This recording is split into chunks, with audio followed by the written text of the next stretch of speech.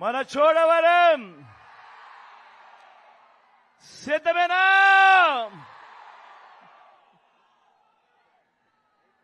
ఇంతటి మండుటెండలో కూడా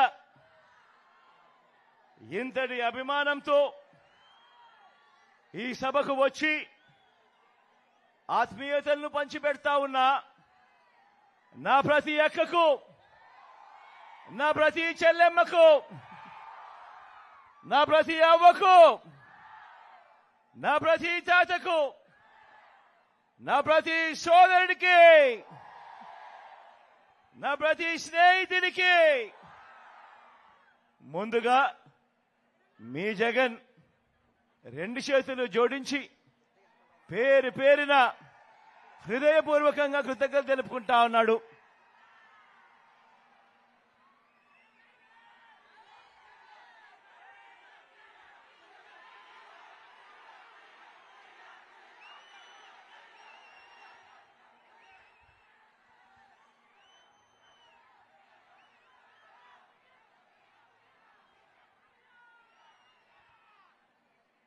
కేవలం మరో 2 వారాల్లో జరగనున్న ఈ కురుక్షేత్ర మహాసంగ్రామం, ఈ ఎన్నికలు, ఈ జరగబోతా ఉన్న ఈ ఎన్నికలు కేవలం ఎమ్మెల్యేలను, ఎంపీలను ఎన్నుకునే ఎన్నికలు మాత్రమే కావు. ఈ ఎన్నికల్లో మనం వేసే మన ఓటుతో రాబోయే 5 ఏళ్లలో మీ ఇంటింటి అభివృద్ధిని, పేద కుటుంబాల భవిష్యత్తును, పేదల తలరాతలను నిర్ణయించబోయే ఎన్నికలు ఈ ఎన్నికలు అన్నది ప్రతి ఒక్కరూ కూడా గుర్తుపెట్టుకోమని కోరుతా ఉన్నా. ఈ ఎన్నికల్లో జగన్కు ఓటు వేస్తే పథకాలన్నీ కొనసాగింపు, అదే పొరపాటున చంద్రబాబుకు ఓటు వేస్తే పథకాలన్నీ ముగింపు, మళ్ళీ మోసపోవటమే. ఇది చంద్రబాబు గత చరిత్ర చెప్తా ఉన్న సత్యం.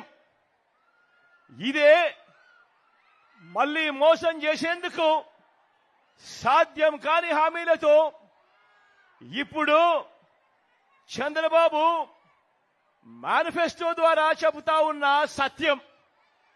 ఈ విషయం ప్రతి ఒక్కరూ కూడా గుర్తెరగమని కోరుతా ఉన్నా.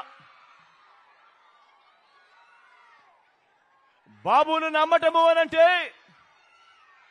కొండ చిలువ నోట్లో తలకాయ పెట్టడమే అన్నట్టుగా ప్రతి ఒక్కరూ కూడా గుర్తుపెట్టుకోమని కోరుతా ఉన్నా.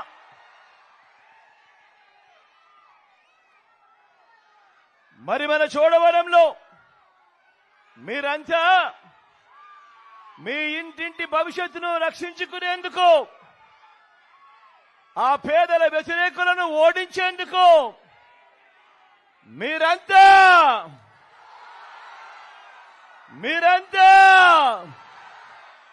సిద్ధమేనా?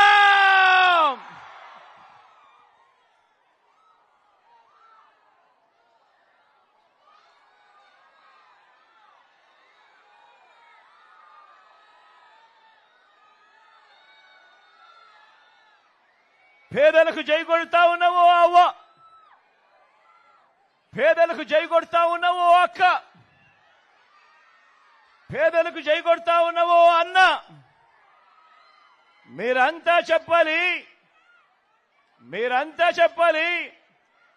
ఓ బిందెడు పన్నీరు తీసుకువెళ్ళి బూడిదిలో పోస్తే ఏమవుతుంది?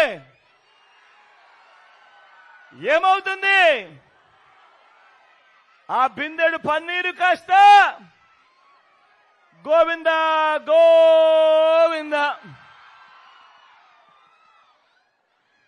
ఈరోజు మనం మాట్లాడుకోబోయే విషయం కూడా ఆ గోవిందా గోవిందా, గోవింద నామం కాదు.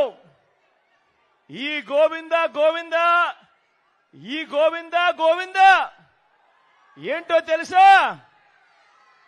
మన చంద్రబాబును నమ్మితే, ప్రజల జీవితాలు ఏమవుతాయో, గతంలో ఎలా ప్రజలు చెడిపోయారో, ఆయన మోసానికి ప్రజల బ్రతుకులు ఎలా అతలాకుతలమయ్యాయో చెప్పే గోవింద గోవింద. మరి చంద్రబాబు ఈ రాష్ట్ర ప్రజలను నమ్మించి ఏమేమి గోవింద గోవింద చేశాడో చూద్దామా?